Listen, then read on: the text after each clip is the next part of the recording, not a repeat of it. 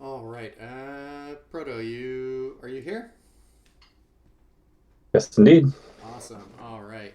Well, thank you, everyone. I'm sure more people will roll in, but we'll go ahead and get started. Today, I'm actually pretty excited to just talk about limited release and get questions from you guys, comments, criticisms, critiques, whatever it might be. We want to know what your experience has been like, and we can talk a little bit more about the road ahead. So. I think the first thing I just want to do is go ahead and toss a question over to Chris and just say, in your mind, like how's limited release been, and any comments that you want to make about it.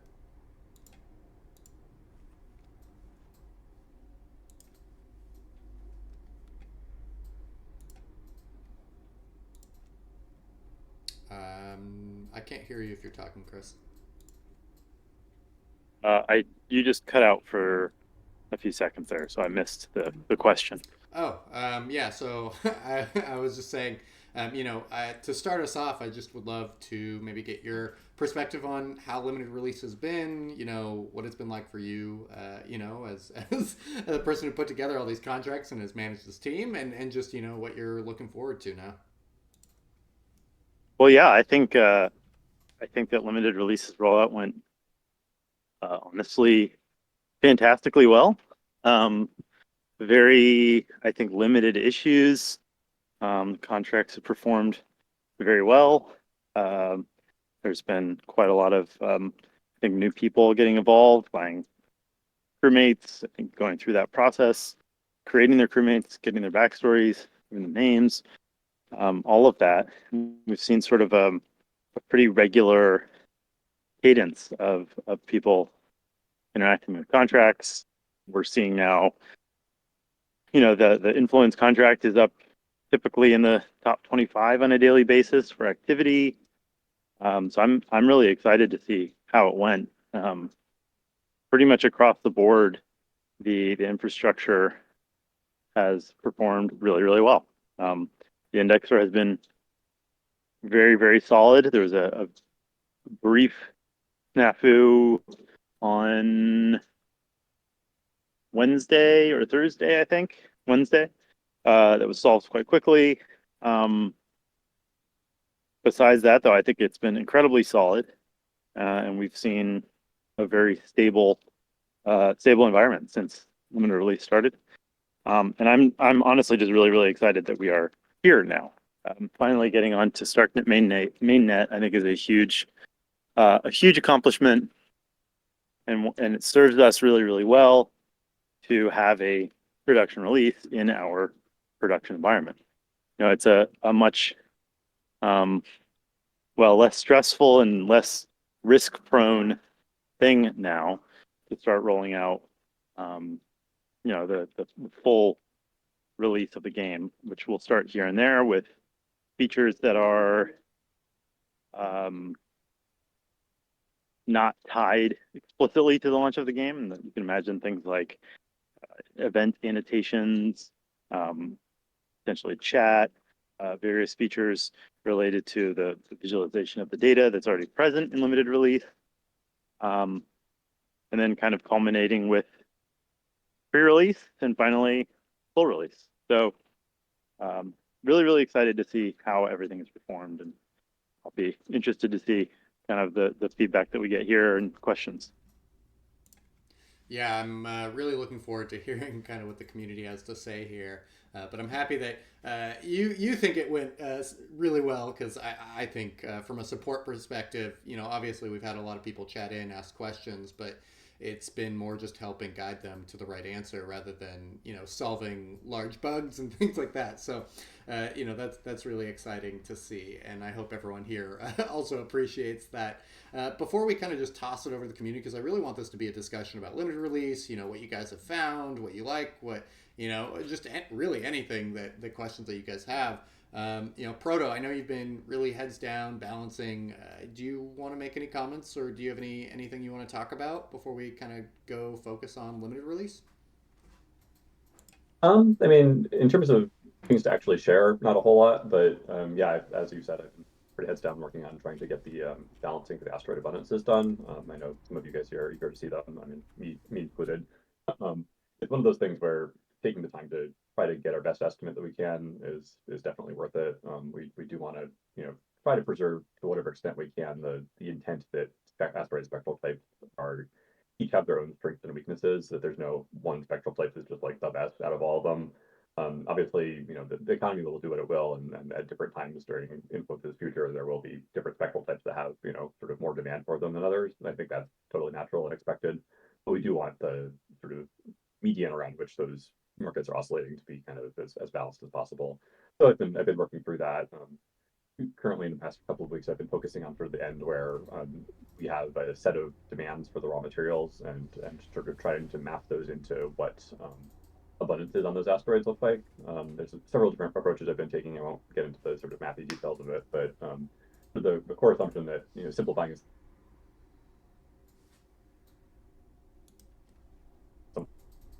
Oh, you cut out there.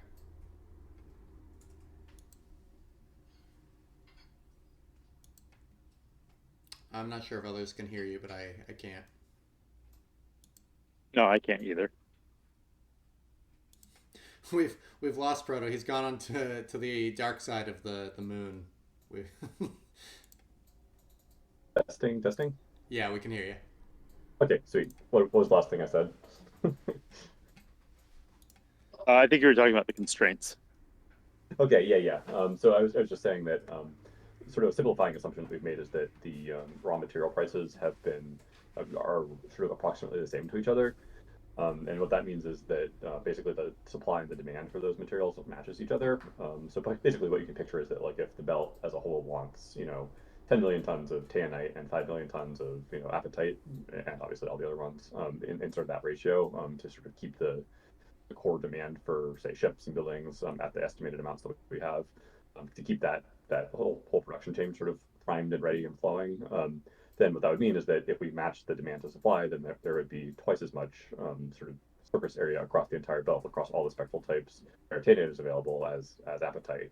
And if we do that, then it means that supply and demand will sort of match for both of those different raw materials, and that all things, being other things being equal, the prices would be expected to sort of fall in the same equilibrium ranges as each other. And so that's a simplifying assumption that we've been sort of, or I've been trying to make in this process, and it definitely helps with the analysis to assume that.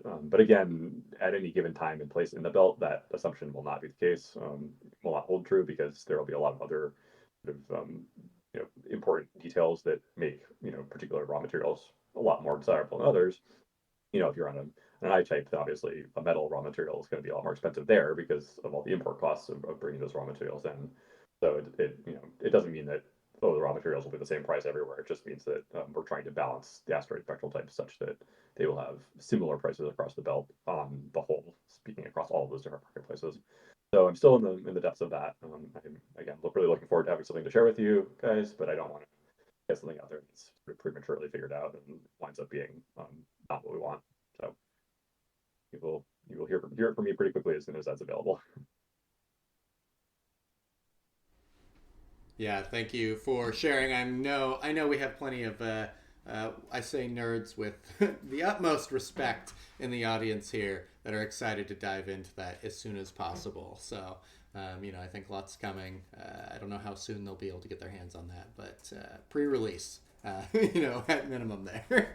So I think honestly, let's just go ahead and kick it off to community questions. I would absolutely love to hear your guys' thoughts around limited release, questions regarding just the mechanics that we have in there, and then also questions regarding what do you guys thought went well? Do you see anything that needs to be improved with its current functionality? Just this is really an opportunity for us to get honest feedback and make sure that we're considering it. So, if anyone wants to come up on stage too and talk, we can do that too. I see a hand raised. I'm going to go ahead and get you up here. Hey, Hey guys, how's it going? Hello. pretty good. How you guys doing? Good. Welcome up. Good, good here. Thank you. Question for Proto. So on the current JSON, the production chains, Mhm. do you think there's going to be a considerable amount that's going to be changing from that, or do you think most of it is accurate? I think what you could expect is that most of the recipes will stay the same. There will be some tweaks to the recipes. Things with like the potassium chloride that you're looking at. I think there's a few others in there, specifically the buildings. There's some probably fairly significant tweaks to coming to the building supply lists to bring them more in line with the relative costs that we have been looking at. But broadly speaking, most of those recipes are pretty close to done, I think. The thing that you can expect to change probably more here and there is the times of those processes. That is the primary lever that I've been adjusting or will be adjusting to bring the chains into balance more, is how long each of those processes takes per standard recipe. And so, yeah, again, that'll be sort of what you can expect to change. I see. Um, so it would be, for example, like it could be. I mean, of course, we can get iron through different channel, like through different processes, through troilite or taenite or olivine, but there might be one resource that's actually the best way to get it. Mhm. Okay. Um, Yeah, I mean, one resource, sort of looking holistically at the belt. But again, if you're on an asteroid that doesn't have one of those raw materials, then obviously that's not going to be the best way to do it, even if, otherwise it would be. Everything in influence is very situation specific. Like you have to make your decision based on all the variables and, that are appropriate to you in that instant. What you have on hand, what you're trying to make, like what the local markets say, where your asteroid is relative to other markets. There's all these different variables that you'll have to consider if you want to make the best decision at hand. And they'll certainly tell you to do different things under different circumstances. let's see. And I get, and do we have? And I know I've asked this before, and I don't think you've got an answer for it yet, or can disclose it. But do we have an idea what the volumes are going to be for the like avionics modules, the thermal modules, the power modules, and so forth? Yeah, so and a lot of those sort of higher level components don't have volumes yet. They will, but currently they don't exist. Do They we have have an lower idea? priorities of the balancing. Do we? Can you give us an idea, maybe, what they would be? How big they'll be? When Or what no? number? How big? Oh, good question. I mean, I would say take a look. Like, if you keep going up the chain of what goes into it, eventually you'll hit some things that I think already have volumes, and that might give you a rough sense of how big they are. I would have to do that myself to give you a good answer for those items. They're not huge. I mean, like the avionics module is not a gigantic thing. Some of the power modules might be bigger. I think the mobility module is probably bigger. Some of them are bigger, but take a look at what goes into them, and sooner or later you'll hit things that they do have volumes. Okay. And I'm guessing everything in the game, like every product, every item in the game is going to have like an icon. Because I noticed with the current JSON, there's certain items that Yes. don't have like icons yet. Oh yes. There. I Yes. won't share anything, but you have some stuff to look forward to there. Yeah. Yeah. So yeah, Sergey's not on today. He's taking a short break. But I think we have all but 3 complete. He's done all of them except for the possible flat packs. Yeah, yeah. So all the ones that you would currently see in the JSON, I think, are complete. We have Yep. 2 or 3 potentially that we may add, but yes, they're all there. So you'll see them very soon. Yeah, icons and 3D models for all 239 products that currently exist. I will say that I'm currently looking into how we can make sure that we can have cool posters and things like that you guys can grab for production chains, because seeing all of the icons together is pretty incredible. It's pretty cool. The amount of work and effort that has gone into this from art teams to make the, what was it, 240 something? Yeah, 239. 239 products has been incredible. So I think that everyone will be very excited to see that poster when we can push that to the public audience. And I apologize, but I think there's one more question I have. So, and I think we kind of talked this a little bit before, but just something about what you just said. So you said you're rebalancing some of the raw materials and what their outputs are and the times, or their outputs stay the same. So the basically we're talking about the bulk abundances for the spectral types. What that means is it's the average composition of each spectral type, which is what gets rolled when you do the orbital scan for Right. each rock. So it'll be somewhere around that average bulk abundance that rock. I see. So, but like, say for example, taenite's going to basically still have copper, iron, and nickel. Oh yeah, this has nothing to do with the production chains. This is for the asteroid abundances. So what you're extracting from an asteroid, it's basically how much of each raw material is on that asteroid. With the heat maps, so does that mean? And I apologize, maybe I'm not maybe I'm misunderstanding, but does it mean like the heat maps will be sort of spread out? Whereas I remember on the test server, there'll be sometimes like we'll have like a high heat location, say for sulfur dioxide on a CIS, but it's nowhere near a lot. Yeah. No, To walk you through the, go ahead. Go ahead. yeah, so the idea is, so currently on testnet, I believe that we just went with an even spacing across the board for each of the raw materials. So you'd have, on an asteroid, you might have exactly the same target abundance for calcite as you do for water. But that will change as part of this process. We will actually target, let's say, 2.5% for troilite on M types. And that's way off, but just as an example. Whereas it might be, 50% for water on I types. And so it's establishing those specific values. And so you can imagine for high abundance raw materials, you'll see a heat map that has a large amount of coverage. Much, much higher chance that you'll have lots that are hitting the high abundance sections of the heat map. Whereas with a low targeted raw material, something, let's say it's 5%, you're going to have quite few lots that are going to overlap with the higher abundance sections of that material, and that's kind of what we're trying to balance right now across the belt. So kind of like, for example, would be like say having an S type that would basically you might be able to stick a extractor on one lot that basically has a high abundance of pyroxenes, olivine, and feldspar, as well as maybe even kaolinite, right? Right. I see. Exactly. Yep. But if we have a CIS, it's much more spread out. Yes. Yes. Exactly. Because in general, the average abundance for each of the raw materials on a CIS, since there are so many, will be lower. I see. But then the yield Yeah, I would say bonuses. sorry, I would say it would be pretty unlikely to have all those raw materials, even on a C type, in the same spot. Though they will be spread out across the asteroid. That's true. Yeah. So there's actually some sort of base design choices that we made. So in general, the average lot was going to have access to the two materials that are above the baseline abundance. The baseline abundance is determined, I think, as half of the asteroid wide abundance. So every lot will have access to some right. of every material, but it could be quite low. And then you're really looking for the hot spots to kind of get the most easily accessible deposits of that material. Right. So to get And like I said, in general, each lot is going to have, on average, two of those. They'll overlap two of those hotspots.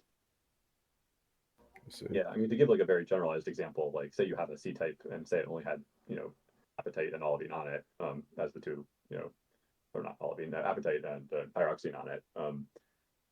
There is like say 70% pyroxene and 20% olivine, or not olivine, apatite. Then we'd be looking at basically half of that everywhere. So 35% apatite everywhere, 15% pyroxene everywhere, and then as like a base floor, and then the remaining percentage of that would be as sort of isolated islands, like the heat map islands scattered across the surface of the asteroid. And so yeah, as Chris was saying, there you would have both of those available at every lot, but obviously you want to find islands if you want to have any significant abundance to mining. I see. And you said you are working on the building components, like as far as like how much components go into a building. Yeah, the recipes for the building construction is, I would say, still under construction, so to speak. I was kind of looking at it. Seems like to get like just extractor, warehouse, and refiner seemed like it took quite a few trips with the light transport. Just with the Not no the you can fit the materials for both the warehouse and the extractor into a single light transport trip. Other buildings take more. but I guess based on the current JSON, it doesn't look like that. It looked like they It should be the case if you look at the mass for each one. They will add up to under 2,000 tons. Okay. These are great questions, by the way. I mean, I'm super excited to be diving into more, production chain, mass volume of flight travel, everything like that. So, feel free to ask more. I mean, we have a few questions here in the AMA channel, but if you have additional questions regarding production chains or limited release, by all means. Actually, just one, just to confirm, you said we'll be able to fit.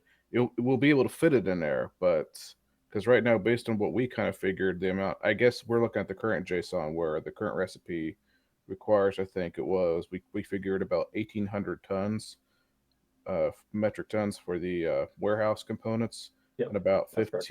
1,500 tons for the extractor Yep, components. that's correct. But that would be like over 2,000 tons that a light transport could carry. Oh, you mean So together? we're saying you can carry one or the other of those two things. Yeah. But if you're talking about the early access ships that we were saying will come overloaded, then yes, there will be more than 2,000 Yeah, they'll tons be of overloaded. materials in those early access ships. Oh yeah, I was talking about the actual ones we'll actually built after pre-release, like we Right. So you can fit one or the other into a light transport. That's what I thought. And then actually the other ones will be, for example, and we kind of looked at refinery and some of the other stuff that did some good fit. No, But they won't. Yep.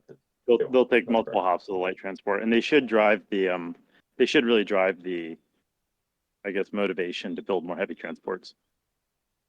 yeah, I mean, because to me, I can kind of see it's where it's basically building up a space.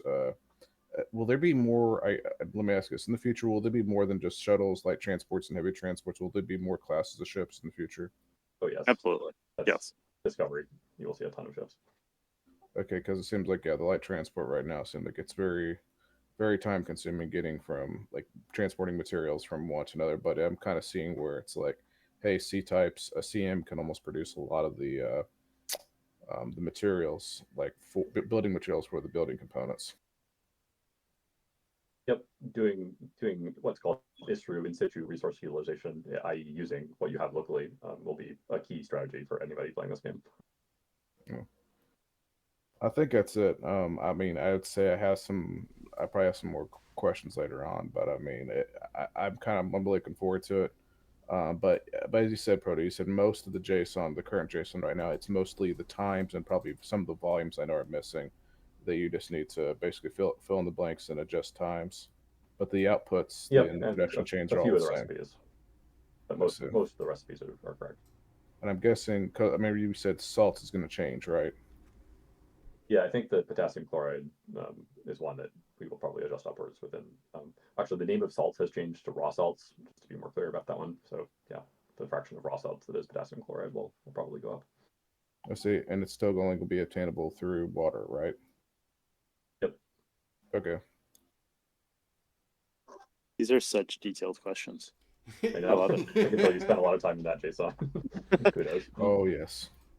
I have gone through 'em all the way from the ships, I mean, the actual components to build the ships in the buildings, all the way back to the raw resources. And then from Well, I then, appreciate it. Keeping us honest here. it's I kind of hope it's that after the OPSEC concern subsides somewhat after launch, that a lot of these like launch plans are shared. They must be very detailed. I know, right? Can't wait to hear about them. Yeah, I just want the alliances to come up here and tell me their plans so I can nerd out on them. But I'm sure they're keeping them close to their chest right now.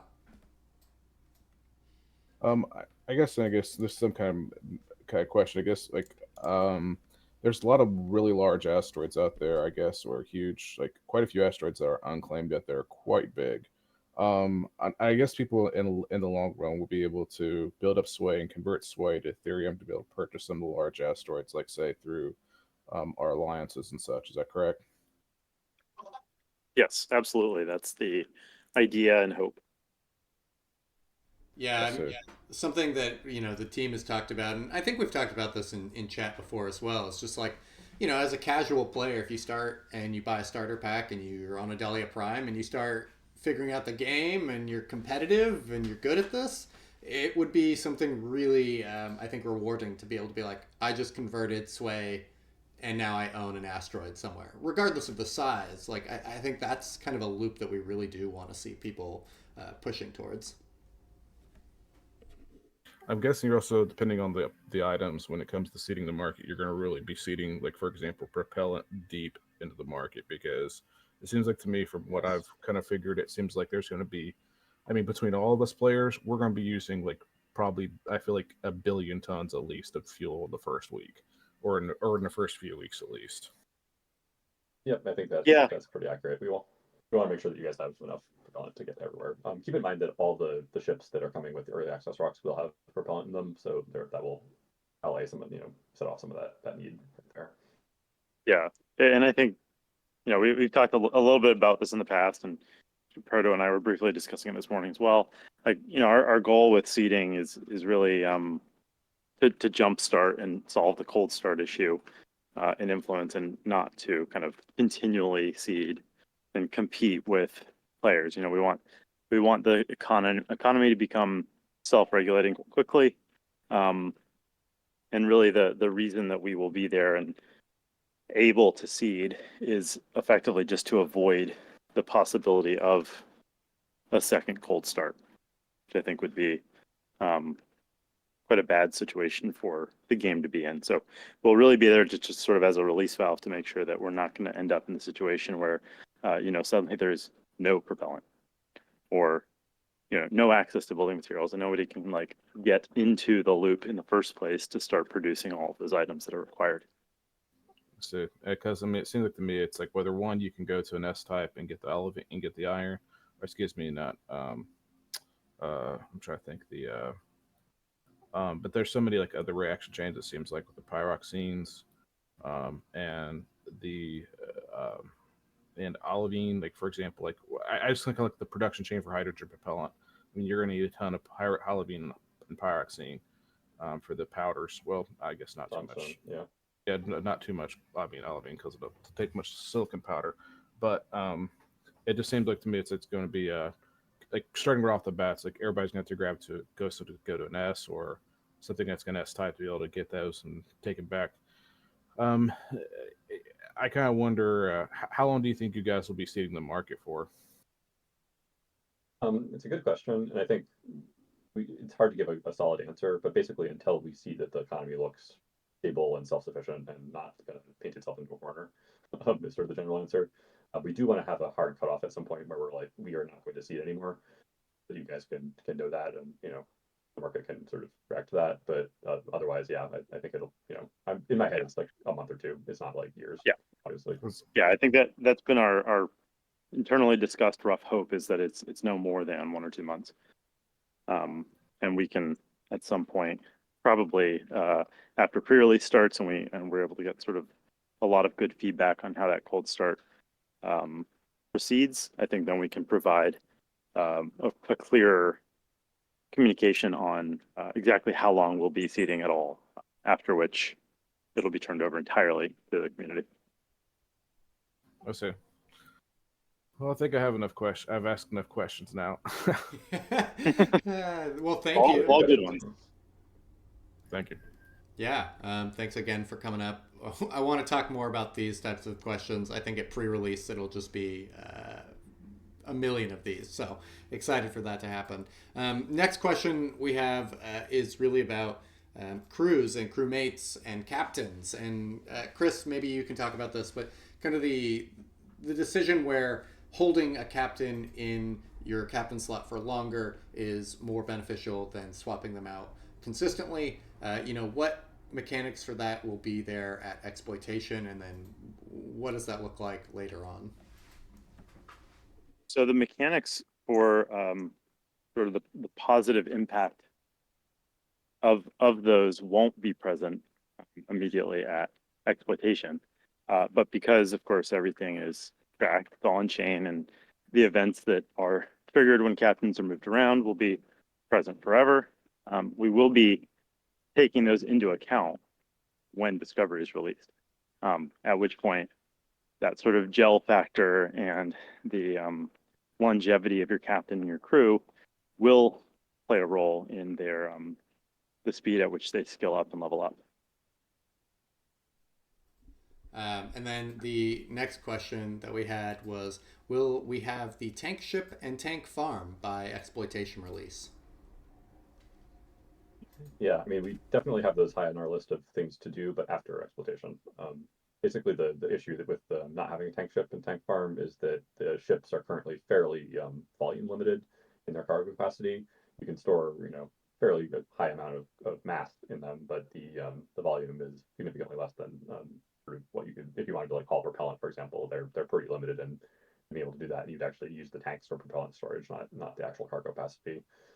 And transporting hydrogen specifically is quite challenging because it doesn't fit it. You can't put it in the propellant tanks because it's not propellant, and it also is very low density.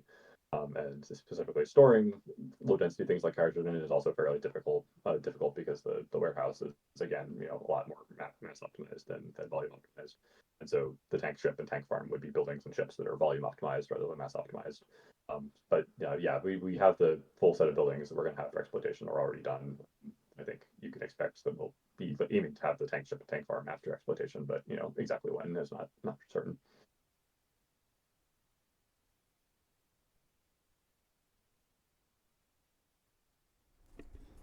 Okay, so following up on ships and captains, should we get flight hours for our captains, and will that help for X amount of kilometers traveled? Again, I think this is a question that's probably too gray to talk about now, and it's really geared for discovery. But you can bet that a lot of these things will be balanced and put into discovery of what you do with certain crewmates and what class they are and specialization, and there very well might be something where a pilot who flies more has benefits down one track of a tree versus another. But Chris, correct me if I'm wrong. I think it's a bit early to kind of dive into that. I think from a detail level, yes, but philosophically, you're right. The goal for skills and kind of gaining levels in specific skills during discovery is very much activity based, and furthermore, time in that activity base. So you're going to have a higher chance and will ultimately level up more quickly in certain skills by actually doing them. So sort of, learn by doing, I think is the goal. We want to see that, you're not having to sort of arbitrarily decide to skill into some totally separate skill tree that your pilot is in no way actually performing. Instead, you just do it. And in doing so, you get better at it. I think that's a really kind of nice, natural path to skilling up. It's very expected, and I think rewards players for actually taking the actions they care about.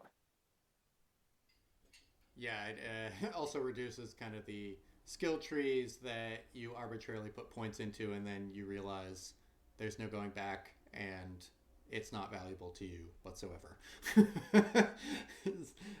Okay, so yeah, next question we have was, can my crew keep working even when starving? Yep, that's a good question, and the answer is yes. Basically, the crew follows the rationing curve. So after half of their available food is gone, which takes I think half a Adalian year, they will begin rationing, which decreases the rate at which they consume food and also starts to decrease their ability, their effectiveness at taking actions. And so what you'll find is that if they have entirely run out of food, they will be sort of on their starvation rations, even though they're out of food, and they'll be at 25% effectiveness. So that would mean that anything you normally take X amount of time will take 4 times as long. So really not an ideal situation that you want to be in, but that's sort of how it works. And yeah, so you can continue to do things, but really you're going to be super slowed down if you are starting. Put it lightly. So next question is a pretty big one, and it is something that I see talked about quite often since limited release. But the thoughts around how long travel takes and whether or not this is going to be a turnoff to the average player coming into Influence. Yeah, I mean that's a great question. If you want to take that, Chris, yeah. No, it's a good question. I mean, I think it's sort of a question for everybody who's listening, and I'd love to hear feedback about it. I mean, generally the goal with influence and with travel is to reflect reality and to reflect the kind of difficult decisions that are present in deciding where to travel, when to travel, how much to spend on travel, because space is big, and the rocket equation is unfriendly to traveling, and so being a very strategic game, making those decisions, you know, those more impactful decisions on a little bit less frequent basis is a goal. But if it is too slow, that's something that we will be watching, and certainly we have the ability to, with two different levers, kind of adjust that, or really more than that. But balancing the ships themselves, the thrusters themselves, as well as the acceleration of the game itself, which currently is set to 24x. I mean, those are all levers that we can play with, and we will, of course, continue to balance the game to ensure that it is fun. But it's something that I would very much like to hear from everybody. Yeah, it's something to Yeah, follow. absolutely. Oh, sorry, go for it, Proto. No, I was just going to agree. Yeah, absolutely. Like it's something we can balance. But also, Influence is a slow strategy game. Like it's designed as something that you make a decision and come back a day or a week later and then make the next decision. And obviously you can spend the time in between that plotting your next moves, but it's not designed as like a Candy Crush kind of game. Yeah, I think also too something I've thought about because I see this brought up quite often is okay. Let's say I've been looking at flights, and there are some that are well over 400 hours, and at that point, even if let's say we sped travel up by 50%, does that same person who doesn't like a 200-hour or a 400-hour flight okay with a 200-hour flight? Like, at what point is it just more people being like, I want something now versus playing with the strategy of the game? And because you can operate so many different crews at once, with a click of a button, switching to a different crew doing a different task, I'm curious, with the way that it's set up, and correct me if I'm wrong here, Proto, but the fact is the faster travel is, the faster it might be to build up smaller asteroids and maybe a little less rewarding to actually create those things. And so like we also have to be aware of that. Yeah, I think that's Yeah, for true, sure. and I think like the intention wasn't really that you can just pick up and fly across the belt with minimal thought. Multi-hop trips, optimizing your trips for your trade routes, optimizing trips to hit sort of multiple asteroids that you may have some interest in, is all important. And so, like, I think the evolution of influence should be one in which initially the belt feels very large, and over time, especially with discovery, as there's more and more ability to fly faster ships, more fuel efficient ships, etc. The belt will start to feel smaller and smaller, and this should lead to and drive conflict over time. But it's not supposed to be like warp from one asteroid to another. It's not supposed to feel like that. And I think that there's a comment right now, like from Fred, saying like space is supposed to feel big. It does feel big when travel is intentional, and it takes a lot of decision, it takes a lot of preparation, and I think that's really a big goal of influence. But I think like Darko said, please do let us know. Like, what are your thoughts? What would be something that you felt was a good balance? Like, if you don't think this is already, a good balance for travel, I think we are. I mean, we are watching this very closely, but we don't know how you guys feel unless you tell us. So I think pre-release is going to be a really good opportunity for that. And yeah, I think as Fred said and we mentioned, it's like space is supposed to feel big. So how do we still make it feel big, but also maybe modify this if need be? So Yeah, and games are experiments in general. Basically every game.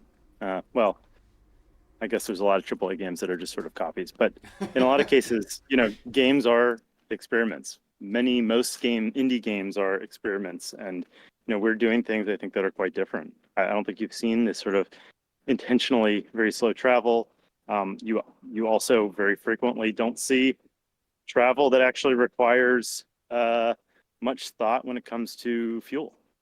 That's oftentimes it's not even considered, and so I think we're being pretty deliberate about how we've designed the travel system to be harder and more thoughtful, and I'm excited to see it. I think it will create a very different environment. It might take a little bit of getting used to, but I think and I hope it will be quite compelling. Yeah, absolutely. And like, keep in mind that like influence it's more of a chess game than a like a real time strategy or something high spaced. You have to sort of sit down and make your decision and live with it, for a while. What one thing that I think is relevant that JC sort of touched on is that influence is a game about going exponential. Like the idea, if you're trying to like build out your influence in Adalia, is that you want to get more and more infrastructure, get more and more asteroids, more and more crews, like sort of playing up until you hit your own personal saturation point. Is kind of, I would say, not like the designed in goal of the game. Like you can certainly play with one crew and just be happy, at that rate. But if you keep sort of scaling up your operations, you will eventually hit a point where you are personally saturated. You are making as many decisions as you can. You are juggling as many things as you possibly can at that moment. And at that time, you will be glad that space travel takes that long, because if it was any faster, you'd be past your fit capacity. Everyone will find their own balance with keeps them busy, keeps them happy in the game. Yeah. So moving on from that question from Nathrex here. Will C types have a good percentage of water due to spectral abundances? He had rolled a few on testnet with only 2.8% water, and it was pretty useless to him. So maybe going back to those abundances, I'm not sure if any of those numbers have been tweaked. Yeah, I can't give a specific number, but what I will say is that if the balancing is successful, then there will be as much water on average on a C type as is needed by the production chains. So if for example there was only 2.8% water on C types, then that would mean that water wasn't very needed in the production chains. And I know that's not the case right now. That water is a pretty important element, a pretty important material Yeah. influence. So there'll be testnet numbers for abundances should absolutely not be used as a guide. Yeah, for sure. These are great questions, guys. So thank you for asking them. Panzer, I'm laughing when it tracking drones. Well, we have the blockchain, so you can track everything right now so far. So you've got your own tracking drone right now if you want one. Skippy, I'm not going to comment on game release. I know that was more intended as a joke as anything else, but the ships and 3D prints for things, are we going to release those models for you guys to be able to have your hands on? Chris, maybe you want to comment on that. Like, are we going to just open up the access to being able to 3D print the ships and things like that for anyone? That's kind of a pending decision. We've certainly, as we've discussed before, we have the intention to kind of have the entirety of the game's assets available over time. At the moment, our initial approach has been to allow for all of the 2D assets to be under a Creative Commons license, which if anybody's interested, not all of them are present yet, but many of them are in the SDK, and you can find the license there, as well as all of the assets that have already been uploaded. That's on GitHub. And we are trying to figure out how we move forward with those assets as well. Obviously, 3D assets are quite resource intensive to produce. And so it's not necessarily something we want to immediately give away. But certainly, going back again, we have discussed that we will continually make more and more of that content available over time as we kind of determine an appropriate strategy to do that. That's not to say that we may not get some models produced that are specific for 3D printing and allow that to happen. It just hasn't been completely determined yet.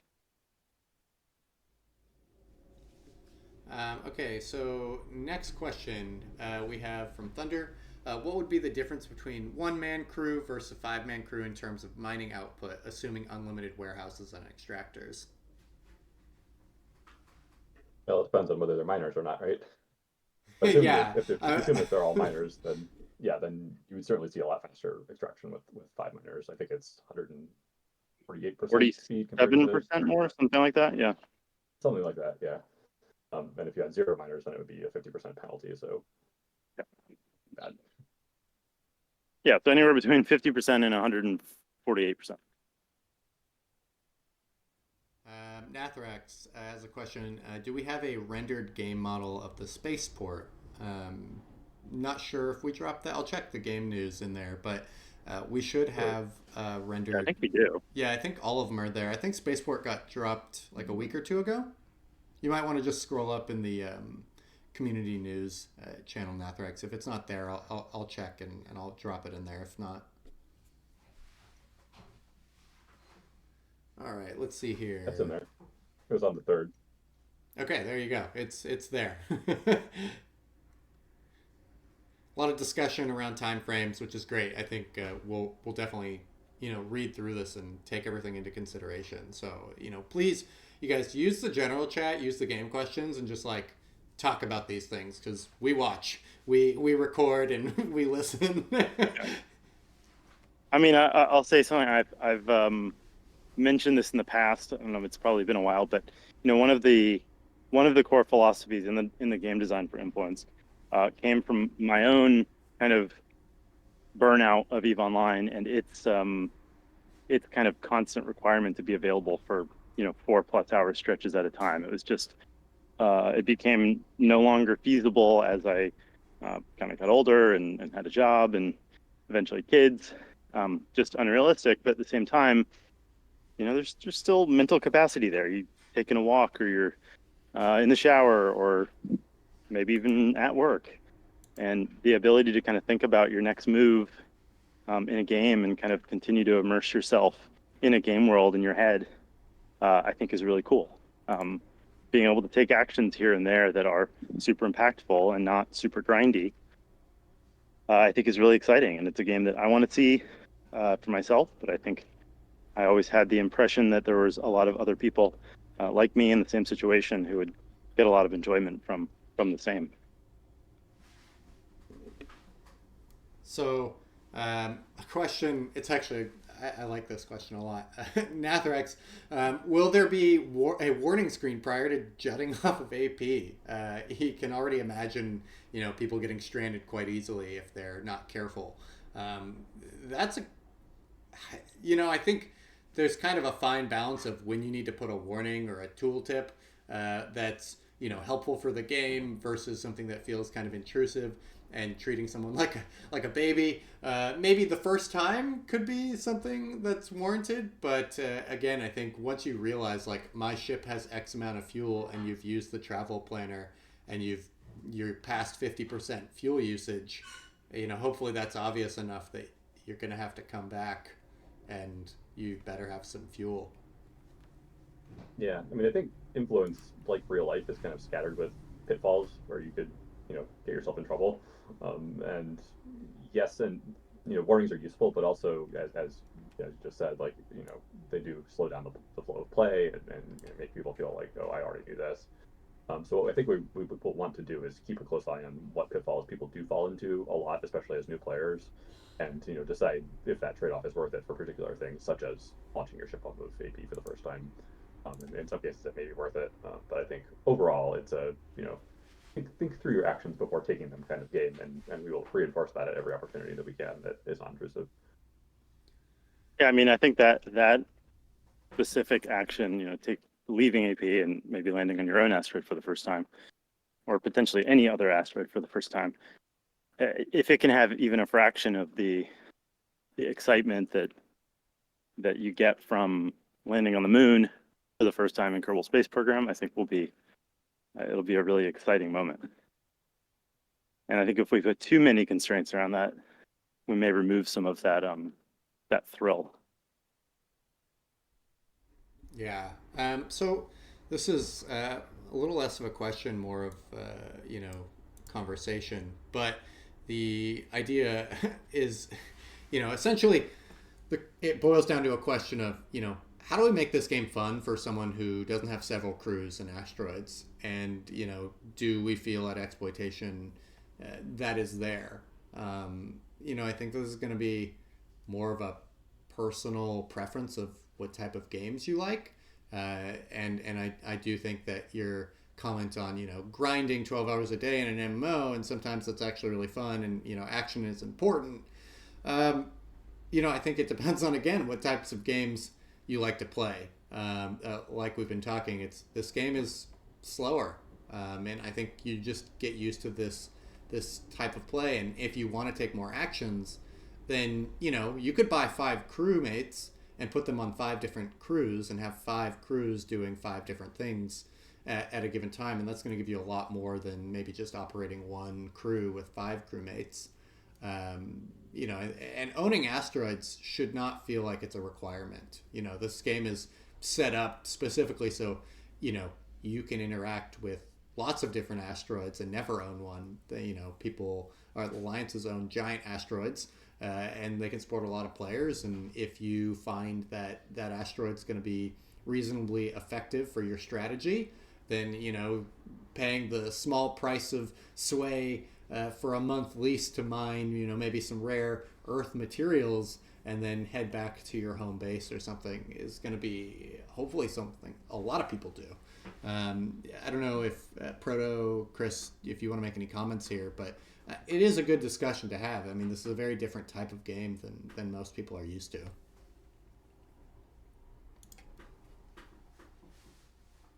I think it will be refreshing. Yeah, I mean, I even wrote an article. I think this was like in 2021, maybe a few months after we first put the idea out, but it was called, impactful actions, not grinds. And so like this game is specifically designed to have minimal grinding, unless you're just simply a power player who has lots of things that you want to do and you're in here all the time. For the average player, I think it is kind of a relief that you don't feel like, oh my god, I'm missing something every second of the day. Yeah, I suppose that having, running 5 or 10 crews is maybe the analogous to, playing speed chess on 5 different boards at a time. Because I think Influence has more in common with a game like chess, where you do take moves less frequently with more thought. But sure, why not? If you want to play 5 different games of chess at once, go for it. And I think many of the current community plan to do just that. So more power to you guys. All right, let's see here. We are coming pretty close to time, but I think we have time for a few more questions. Yeah, so maybe you can give some clarity here, Chris, just kind of the estimated duration between, when pre-release is launched and exploitation. I know we can't give dates, so, that's that, but maybe just a general idea of what you've been thinking towards what that looks like. Sure, yeah. So pre-release, the intention is for that to run for 4 to 6 weeks prior to launch. So that should give you a pretty good indication, unless there was something, catastrophically wrong during pre-release that required going back to the drawing board, which I find unlikely. That would be the goal, 4 to 6 weeks, running into launch. And of course, launch, as we've talked about before, at the moment is tied to the release of EIP 4044 as part of the Denkun hard fork of Ethereum. Starknet is in the process of and committed to being ready and prepared for 4844 as soon as it's available. There will likely be a short duration prior to the day that it's released and the day that Starknet upgrades its network. I presume they'll want to be in test for a week between those, maybe 2. But that's kind of our timeline. So we'll likely be in testnet while this 4844 is present on testnet on Ethereum. And then once it rolls out onto mainnet, we will do the same. Yeah, and So get familiar with the Dinkin branch timeline as much as we are. Yeah. I think a follow-up question to this too is, will our assets be, copied over to pre-release? So anything on mainnet, will that be existing in? Yeah. Yes, it will. But as of the same snapshot that we used for moving to StarkNet mainnet. So there are certain assets that were purchased after that will not be. We're using the exact same snapshot for that. But of course, it will be on testnet, and we will do our utmost to ensure that we have sort of an internal faucet for influence pre-release participants, so that you're all able to grab cremates and grab asteroids as needed and start playing quickly. All right, you guys have been talking a lot, so I'm trying to find the questions here. Nathrax has a lot of them, so thanks, Nathrax. All right, so is there any downside to having 5 pilots flying a ship? It seems like a navigator bonus stacks. Maybe Yeah, Proto. I mean, yeah, it's basically a question about specialization versus generalization. And I think the answer is that you should specialize to the extent that you are willing to have lots and lots of crews. If you want to juggle 10 crews, then absolutely make 10 crews that are each very specialized for what they're designed for. But keep in mind that those individual crews will be sitting there twiddling their thumbs for any period of time where you have something else that you might want to get done. If you have a hyper specialized pilot crew, great, they're great at flying back and forth between asteroids, but when they get there, who's going to load them up? Who's going to mine the materials that goes into there? Who's going to sell the materials? Like, there's all these other things that need to happen that if you don't have another specialized crew to do those things, that piloting crew is just going to sit there twiddling their thumbs. So find your balance point of like how many crews you can juggle and specialize to that extent, I think, is the answer.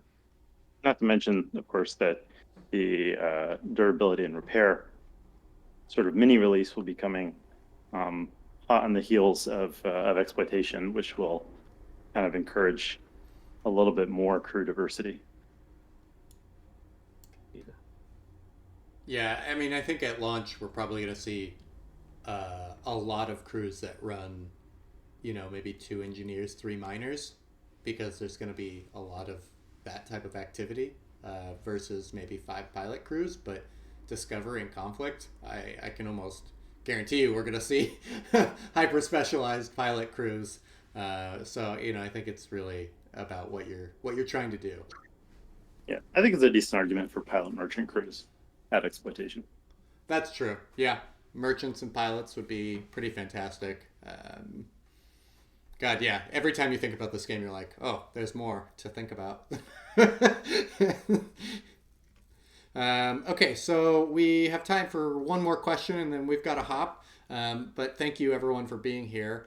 Let's see here. The question, I think it's probably from Nathrax again. Some of my travel times were over 300 plus hours, which is potentially half of the pre-release test period. I might not be able to develop much on my asteroid in that time, so I wouldn't mind it lasting longer.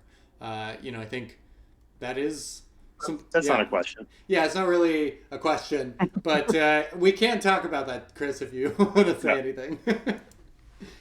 No, it's fine. So, I mean, we do want to have pre-release ideally reflect the timings of launch. I think it's important for us to get some good feedback on the actual gameplay with the time acceleration the same as it will be at launch.